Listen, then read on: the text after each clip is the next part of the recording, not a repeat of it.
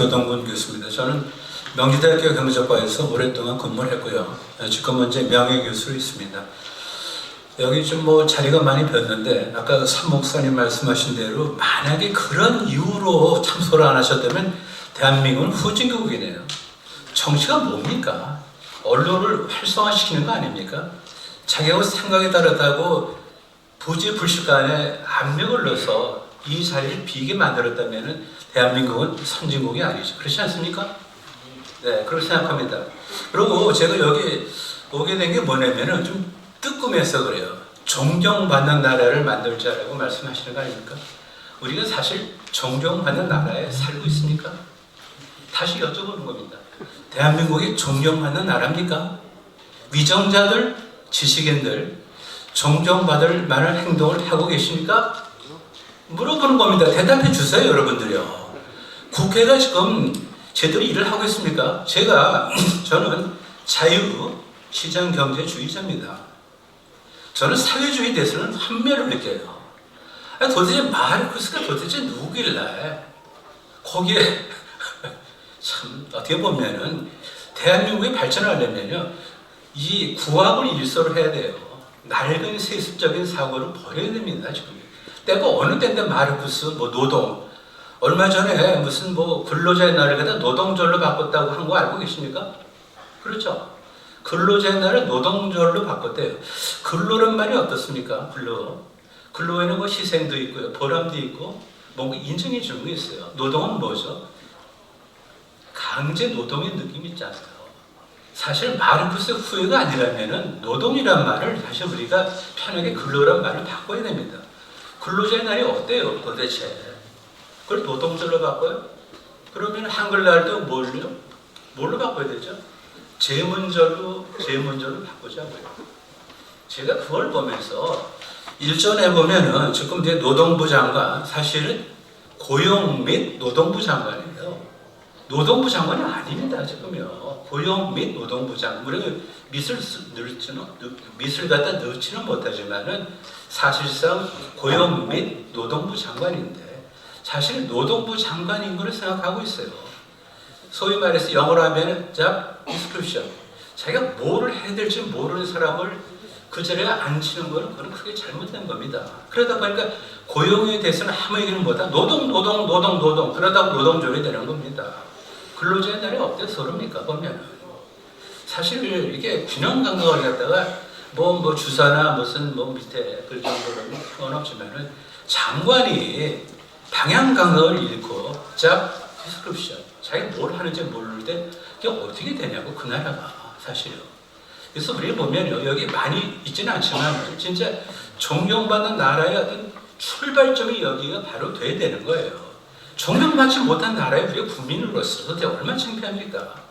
그리고 더불어민주당은요 법을 만드는 것 어떻게 보면 생산성은 뭐냐면요 법을 줄이는 게 생산성이에요. 동의하십니까? 제가 국회의원이라면은 뭐 가정법이죠. If I were 내가 날개가 있다면 뭐 이렇게 되는 게 됐는데 제가 만약에 위치가 올라간다면은 국회의원이라면은 법을 없앨 겁니다. 불필요한 법을 없애는 것이 필요한 거예요. 우리가 국회의원을 평가할 때 뭐 법안을 몇 개를 발의했는데 쓰레기 법안을 많이 발의하는 것이 국회의원의 그 직무 맞습니까? 어떻게 생각하세요, 여러분이 보면요?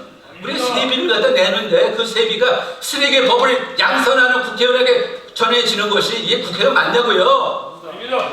여러분 동의하십니까? 이게 사실 말이죠. 보면은 이게 나라입니까 도대체? 그래서 우리가 어느 틈에 품격을 잃었어요. 국격과 품격을 잃으면은요 5만 불, 6만 불 올라간다 하더라도 무슨 도움이 됩니까? 여러분이 자존심 상하는 건 뭐냐면은요 사실 3만 불에서 5만 불이 안 돼서가 아니고 3만 불 플러스 알파인 나라의 국격이 유지가 안 되는 데서 받는 상처가 더 큰 거 아닙니까? 어떻게 생각하십니까? 우리는 사실 보면 이게 정당이 아니에요. 정당. 국민운동입니다. 국민운동. 따라서 국가를 국가답게 만드는 게 맞아요. 얼마 전에 제가 시계를 보고 얘기할게요. 또 길어지면 안 되니까 한 5, 6분 있다 끝나겠습니다. 근데 좀 국부론이라는 게 뭐냐면 그전에는요, GDP 개념이 없었어요. 금은 보고가 많으면은 그게 부자인 줄 알았어요. 아담 스미스 나와서 뭐냐면 쓸 수 있는 어떤 일용자가 많아야 그 선진국에다 말을 바꾼 거예요. 그러다 보니까 왜 기업이 중요하죠? 모든 기업이 바로 뭐냐면 부가가치 원천이에요. 부가가치 원천. 부가가치를 누가 만듭니까? 만들어지면 팔아서 현금화해서 생산 과정에 들어온 사람들이 그 기여에 맞는 분배를 받고 그걸 소비 한 번에 해서 경제가 돌아가는 거 아닙니까 지금요. 따라서 국부의 원천은 기업이 제대로 움직일 수 있도록 하는 겁니다 지금. 그걸 갖다 도대체 뭘 안다고 도대체 툭하면 무슨 국민 생리대를 갖다 만들어서 보급을 갖다 한다. 그게 대통령의 언어입니까 도대체 그게 대통령 언어라고요. 그게 공정위에다 얘기를 하라. 공정위에다가 보면요, 그걸 공개 속상해서 무슨 생리대 값이 비싸고 싸고 도대체 그게 대통령 언어 맞습니까? 아닙니다. 이게 도대체 화가 나서 도대체 그런 사람 우리가 못하라 도대체 지도자를 숭배합니까? 그러니까 존경받지 못한 나라니까 서경석 목사님이 어필하는 게 바로 뭡니까? 우리가 존경받는 나라 국민이 되자는 거 아닙니까? 제가 흥분하지 않아요 사실요. 제가 많이 봐서그렇지 제가 뭐 격하게 일해서 그렇지 뭐 제 논리에 무슨 비약이 있습니까? 하나만 봅시다. 보면 뭐 길게 보지 마시고요. 저는 옛날에 명지대학교에 있을 때 학생들한테 지식이 중요한 게 아니라고 생각했어요. 보면요, 지식을 어떻게 활용할까, 지식의 방향을 갖다 정해주는 게 중요하잖아요. 따라서 뭐냐면은 제가 홈페이지를 쓰면서 그때 제일 앞에 뭐냐면은 따뜻한 죄송합니다. 원정적 간섭주의와 평등주의는 따뜻해 보이지만 종국적으로는 가난에 이르는 길입니다. 이거를 제가 명지대학교 다니는 38년 동안 학생들한테 얘기한 겁니다. 이게 저희 철학에 보면요, 원정적 간섭주의와 평등주의는 따뜻해 보이지만 결국은 국민을 가난의 길로 이끄는 겁니다. 마찬가지예요. 사실은 우리가 대한민국이 잘 되려면 이 말을 모든 사람들이 받아들여야 돼요. 국가가 다 원정적 간섭주의. 그러다 보니 하면 무슨 20만 원, 40만 원, 50만 원 베푸는 거 아닙니까? 그게 개인 돈입니까? 그게 도대체? 그게 개인 돈이냐고 도대체. 전부 다 납세자에서 나간 돈이에요. 사실은. 나중에 뭐냐면은 그걸 받은 사람보다 3배, 4배로 다시 돌아갈 겁니다. 그 다음에 또 하나 제가 화가 나는 게 뭐냐면 경제 교수 맞잖아요. 우리가 금곡저가 아니고 철칙이에요. 시장 이기는 정부 없습니다. 어떻게 동의하세요?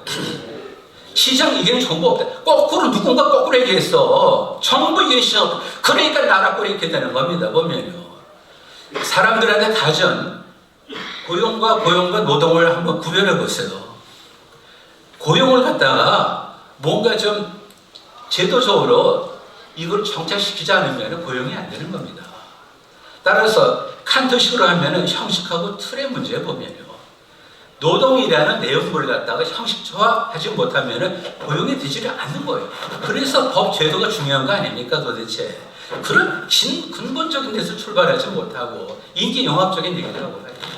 또 하나 제가 2가지만 말씀드리고 아까 제 시간을 모으는 게 아니라 제가 참 답답한 게요, 참 우리 그 재벌에 대해서 말이죠, 우리 좀 이해를 해야 돼요.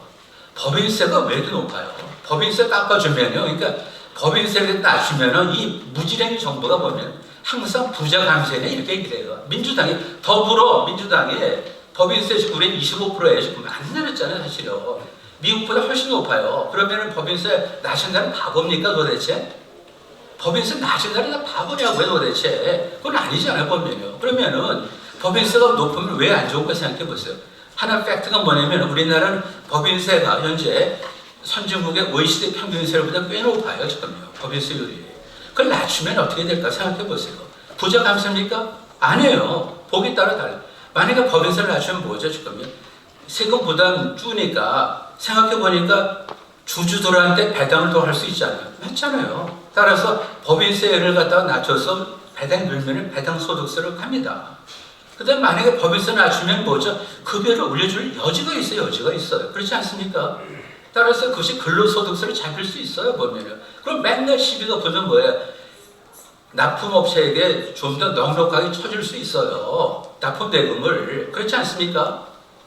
그 다음에 또 국가에 뭐예요? 세금 내니까 그것이 다른 사람들이 내는 세금을 좀 낮춰주는 도움되는 건 맞죠. 따라서 법인세를 낮추는 것은 그것이 부자 감사가 아닙니다. 지금 그걸 다 지금도 이해를 못하고 더불어민주당에서 그걸 그 기본적인 것도 모르고 말이죠. 그러면 법인세를 높여보세요. 그럼 법인세가 더 거칩니까? 법인세를 높였다? 법인세 더 거칩니까? 그건 아니잖아요.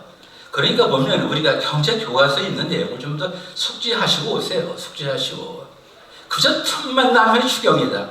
지금 우리가 뭐냐면은 2026년 좀 4월 초예요.